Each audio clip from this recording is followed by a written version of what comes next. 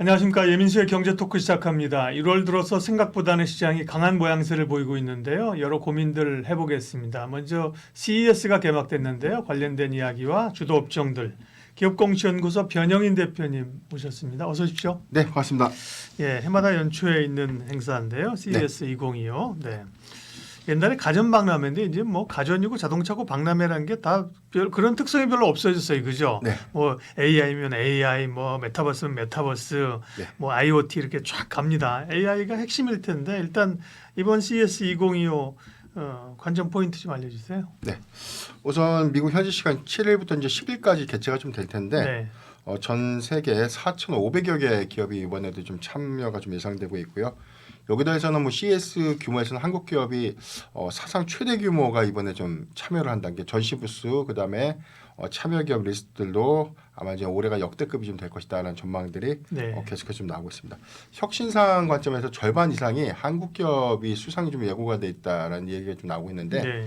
해당돼서 뭐 삼성전자, 뭐 LG전자가 그동안 좀 가전 부분에 대한 우선 성과들을 좀 대비해 왔을 때 가장 많은 좀 혁신사항에 관련된 쾌거가 좀 이어질 수 있겠다라고 보시겠고 네.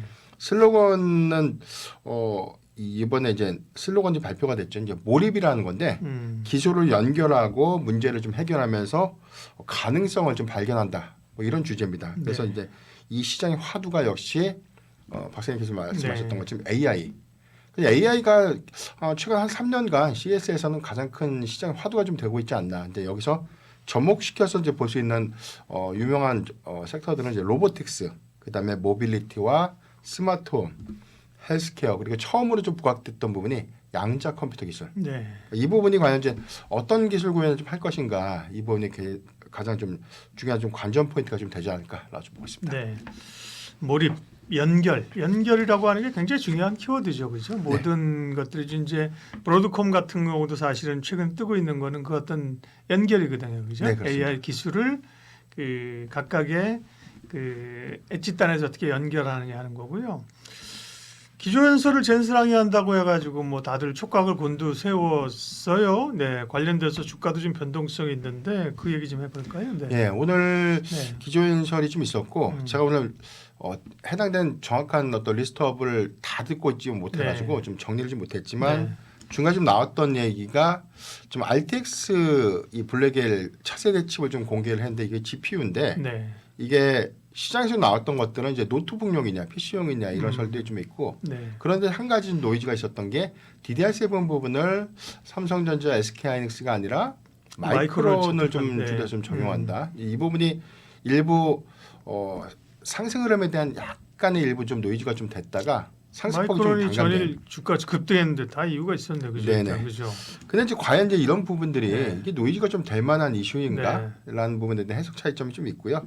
이 부분을 좀 논의를 좀 하면 전체적으로는 젠스낭이 8년 만에 좀 기조연설을 했기 때문에 네. AI 전략에 관련돼서는 저는 유의미한 제시를 좀 했다라고 좀 볼 수 있겠고 전체적인 AI 기술 발전 단계에 대해서 한 4가지 포인트를 좀 전 주목을 해봤는데 첫 번째가 초기 지각 AI에서 시작해서 생성 AI 그리고 에이전트 AI 그리고 마지막에 물리적 AI 이렇게 4가지 키워드를 제시를 했습니다. 이게 생성이 뭐냐면 우리가 처음에 이제 지각 AI는 뭐 음성 인식 단순하게 어떤 대상되는 부분들에 대한 추천 시스템이라든가 네. 의료 영상 부분들 이 부분을 우리가 지각 AI라고 좀 불렸다면 생성 AI는 뭐 디지털 마케팅이라든가 콘텐츠라든가 이 부분을 좀 활용해서 많은 어떤 영상 부분들 콘텐츠에 관련 연동들을 창출해내는 그런 서비스에서 그다음에 에이전트는 뭐 코딩을 보조하고 고객 서비스라든가 뭐 환자 관리를 하는 인간의 좀 편의적인 어떤 집중 부분 그리고 물리적 AI는 자율주행 자동차 그리고 범용 로봇이라는 키워드까지 확산이 됐기 때문에 AI가 초기에는 우리가 챗 GPT에서 좀 창궐했던 단순한 우리가 사무적 보조 그다음에 우리가 좀 원하는 어떤 데이터들을 만들고 그다음에 연산해내고 연산해내고 뭐 이런 어떤 수치에서 네. 계속해서 이제 진보된 고도화를 좀 이룰 수 있는 다각화된 어떤 전략을 저는 제시했다라고 좀 보고 있기 때문에 이 부분을 좀 종국적으로 좀 보면 AI 관련 모멘텀들이 지금 뭐 고점론, 거품론에서 계속해서 의무들이 나오고 있지만 뭐 전일 종가에서 엔비디아가 사상 최고가 좀 경신했던 그런 배경들은 아직까지 견조한 AI의 확장성들을 좀 더 주목해볼 포인트가 좀 되지 않을까라고 좀 보십니다. 네, AI는 진행형이라는 거고요. 주로 이제 엔비디아 얘기했고 또 다른 기업들 주목할 거는요. 네, 이번에 관전 포인트에서는 네. 뭐 기조연설 관련된 내용들 좀 중요했는데 네.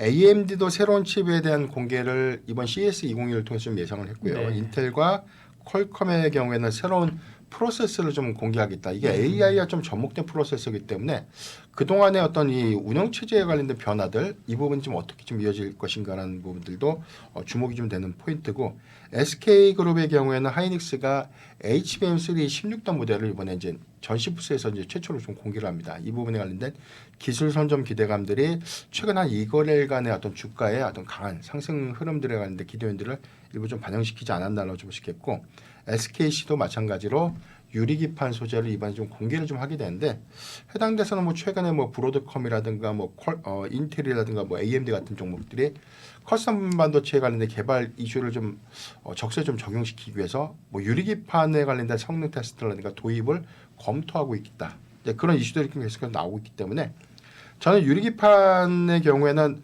우리가 좀 생각했던 뭐 시계 라인보다는 조금 더 좀 당겨진 어떤 상용화. 그러니까 이번 SKC 앱솔릭스가 올해 이제 하반기에 일부 좀 제품을 좀 상용화를 좀 하는데 네. 이게 좀 시계 계열은 좀 더 빨라지면서 오히려 2020년도에는 고사양 제품을 좀 주력을 해서 아마 이제 적용될 수 있는 소재들은 조금 더 늘어나지 않을까라고 좀 판단되고 있습니다. 네. 그리고 어쨌든 간에 원래는 사실 가전박람회잖아요. 그죠? 네네. 뭐 최신의 경향들을 AI를 반영하긴 하나. 네. 뭐 가전 쪽에서는 뭐 좀 얘기되는 게 국내 기업이나 좀 있을까요? 뭐 네. 로봇 이런 건가요? 네. 항상 네. 최근 2거래일과 최근 우리가 2년간의 CS 행사를 좀 봤을 때는 네. 단순하게 미래 기술이라고 해서 원론적인 전략만 좀 제시했던 그런 산업들도 좀 있었고 성과로 좀 위축됐던 뭐 특히나 뭐 모빌리티 부분에 대해서는 뭐 목적 기반 모빌리티 차량이라든가 컨셉트카 위주의 어떤 공개들 뭐 UAM 경우에는 뭐 수중 이착륙기라든가 이런 것들이었는데 가장 상용화와 좀 직접적인 좀 관계가 있던 기업들 중에 CS에서는 뭐 삼성전자, LG전자를 좀 주목해 볼 수밖에 없는데 네. 작년도 그렇고 재작년에도 그렇고 삼성전자나 LG전자가 CS 2025에서 공개됐던 새로운 어떤 가전제품이라든가 AI 홈 플랫폼 같은 그런 것들은 바로 좀 상용화되고 바로 제품으로 좀 출시했던 그런 이력들을 좀 우리가 주식을 좀 해봐야 될 것 같은데 이번에도 이 AI를 결합한 AI 홈 기술이 대거 좀 선보일 것이다. 이 부분이 단순하게 뭐 과거에 어떤 해당되는 뭐 온도를 제어의 수단이었다면 이제부터는 정말 좀 획기적으로 우리가 좀 볼 수 있는 그런 제품들이 아마 2025년도 상반기에 좀 상용화될 수 있는 부분들이 먼저 공개가 된다는 점에 우리가 좀 주목해볼 포인트고 저는 좀 관심 있게 봤던 것이 네. LG전자의 냉장고인데 우리가 냉장고의 그 벽면으로서 안에 있는 내부 내용물들을 다 확인할 수가 있어요. 터치 한 번으로. 네. 그리고 나서 이제 그게 불투명으로 좀 됐다가 그래서 이제 이런 부분들이 우리가 생각했던 단순하게 뭐 온도를 제어하고 네. 아니면 뭐 전원 장치라든가 뭐 냉동칸이나 뭐 단순하게 뭔가 제어했던 차원을 좀 넘어서 이 부분이 우리가 생각했던 것보다 실생활에서 그죠. 그렇죠. 네. 좀 유용하게 좀 접목시킬 수 있는. 그리고 뭐 이전에는 뭐 세탁기와 건조기가 분리되어 있었는데 이제 일체형으로 돼서 이게 원하는 세탁물에 대한 무게를 감지해서 뭐 세탁을 했던 것처럼 실생활에서 좀 응용이 가능하고 실제 제품으로 좀 구현될 수 있는 단계로 이번에 좀 공개될 수 있는 부분들은 실적과 좀 연계될 수 있는 포인트라는 관점에서는 저는 뭐 관심 있게 좀 봐야 되는 대목이 좀 아닌가라고 좀 보십니다. CS 2025의 최신 경향들 이슈들을 짚어주셨고요. 투자자 입장에서는 그걸 이제 투자에 어떻게 접목시킬 것이냐가 사실 관심사잖아요. 네네. 그 이제 전에 조금 오른 기업들도 있고 한데 그러면 이제 CES 2025가 진행되고 네. 이제 마치고 하면서 이제 어떤 섹터를 주목해야 될까요? 네, 크게 저는 한 네 가지, 크게 한 세 가지 섹터를 네. 좀 관심 있게 보고 있는데 우리가 좀 원론적으로 보면 뭐 양적 컴퓨터도 그 기술에 관련된 기대감들은 아직까지 남아 있지만 사실 이걸 이론적으로 명확하게 해석할 수 있는 게 좀 있을까 이런 부분에 대한 해석이 좀 있었거든요. 네.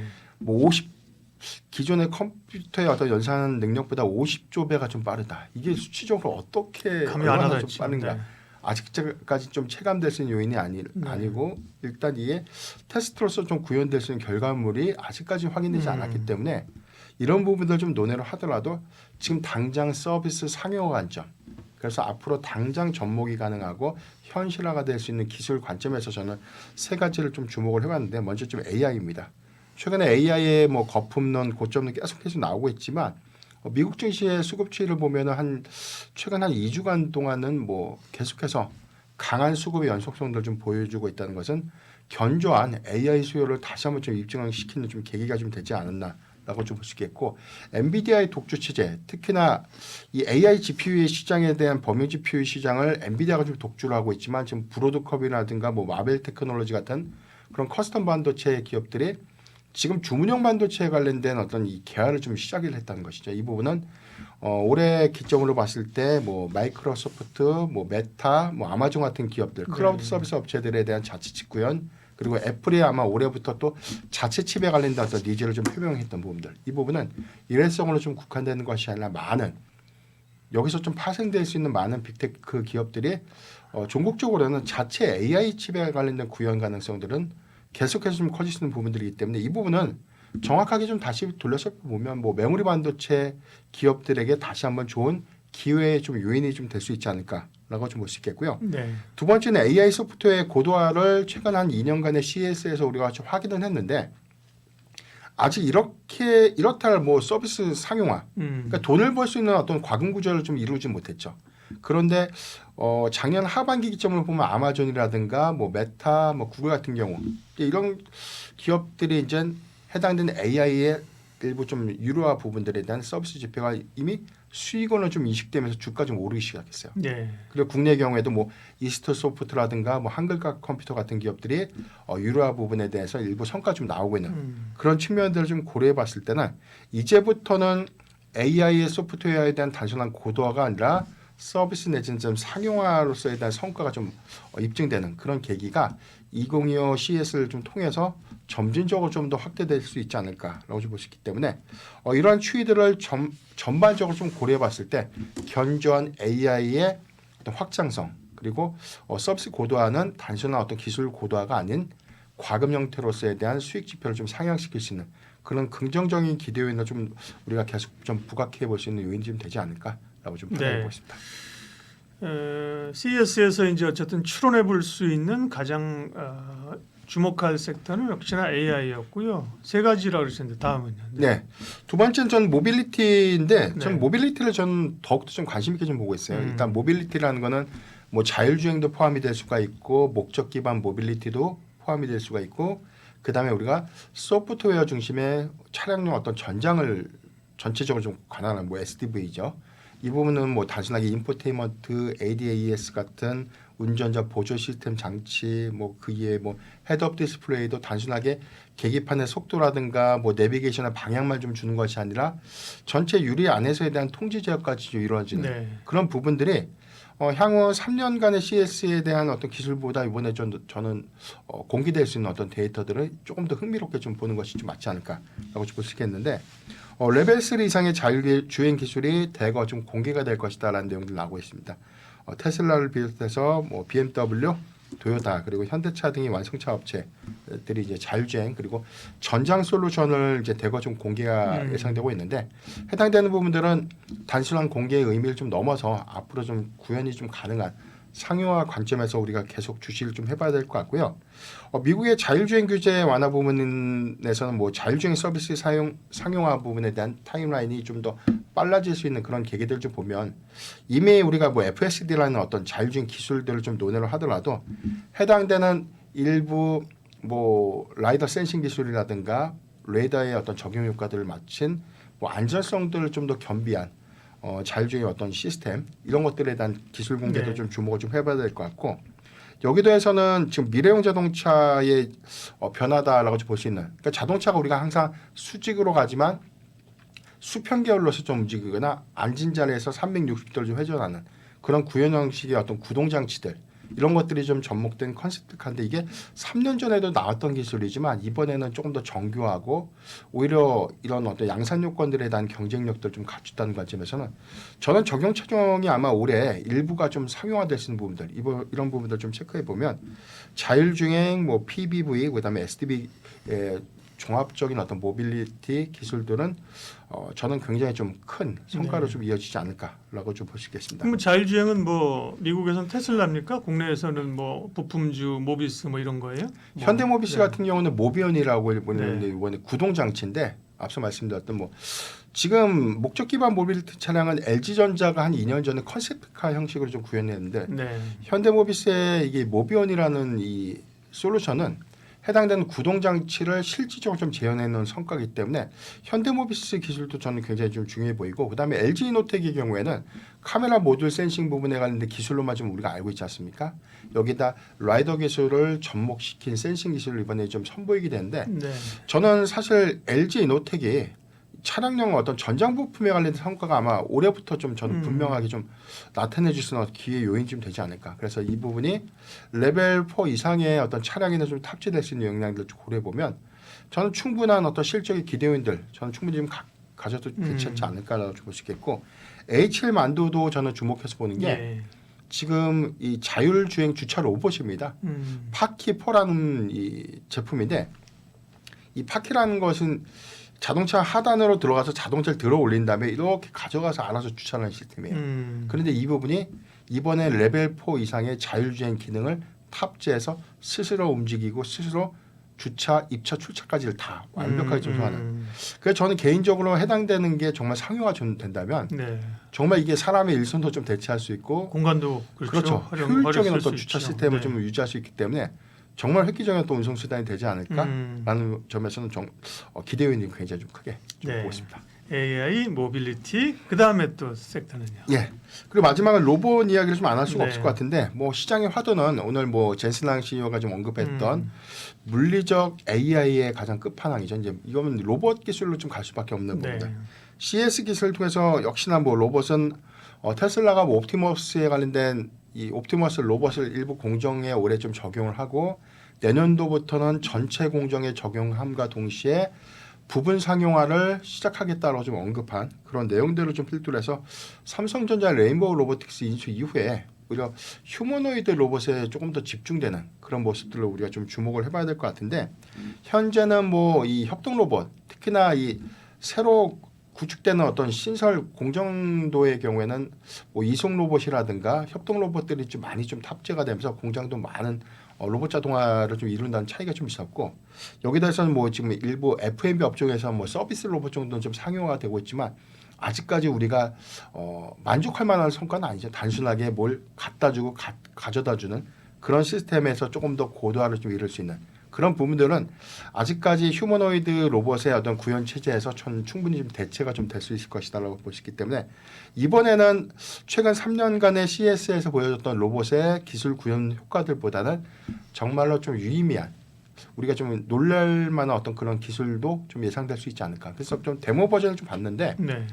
뭐 작년에 우리가 CES에서 봤던 것들은 로봇이 뭐 수건을 좀 개고 뭐 이런 부분들이 있다면 이번에는 로봇이 조금 더 디테일한 어떤 작업도라든가 정확도가 좀 높은 그런 수행 업무들을 좀 할 수 있다는 관점에서 저는 로봇 섹터는 이번 CES 2025가 끝난다고 하더라도 선별적으로 강세를 좀 보임에 따라서 저는 주도주로서 부상 가능성은 높지 않을까 네. 좀 판단해 보고 있습니다. CES 2025에서 주도주의 답을 찾는다. 변영인 대표님 함께했습니다. 고맙습니다.